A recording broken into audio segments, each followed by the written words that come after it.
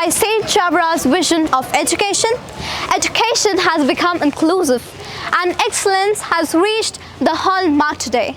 A gleeful morning to all my worthy listeners and judges. Today I, chess number J366, feels fortunate to interact with such a specific audience. So, please allow me to share with you something about the golden personality, Saint Chavara, a visionary in education. He who made it a clarion call to initiate the expansion of education was our Saint Kuriakose Elias Chavara. He envisioned a comprehensive education and insisted on excellence in it. The issue today is not the lack of knowledge, but the wisdom that is in crisis. Saint Chavara was so active ecclesiastically and socially that he brought massive and sweeping reforms during the 65 years of his life in the extremely complex and complicated history of Kerala. Undoubtedly, he was a man of God and believed that truth is Lord Jesus himself. Just as a fly seeks out the flame and flies towards it, he continues to bring us sunlight and the warmth of the sun seen today. Its proof is our educational efforts that we carry on even now. As without the vision of our eyes, we cannot see the world around us. Similarly, without the vision that is education, we would not be able to know God who dwells in heaven. Just as those do not have eyes are blind, those do not have education are blind as far as wisdom is concerned.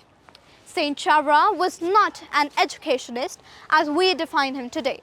He was a luminary not only at the ecclesial levels, but was a spiritual leader, a social reformer who gave his whole life in establishing billions of educational endeavors in that time, in that unjusted time of Kerala. Saint Chavara was successful in establishing two indigenous congregations, CMC and CMI. Until date, there are 1,000 and more educational institutions in India which support education for both men and women. Saint Chavara rose as a morning star with his dreams and plans for a society in which all would be equal in matters of education, irrespective of caste, creed or gender. Saint Chavara identified that the low caste holders and women were not only forbidden from learning the language Sanskrit, but were obstructed from taking any kind of knowledge. This really moved our man of justice. But then what happened? He set it on a dignity to educate the downtrodden people by making them literate and civilized. Our Saint Chavara considered every human being a true reflection of God, whether a poor, a rich, boy or a girl.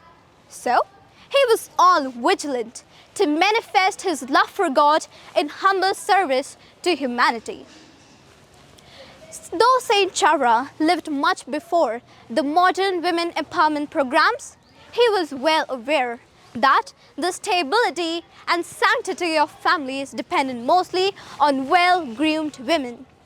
In a society where people were divided into several castes, he hankered social equality and social dignity.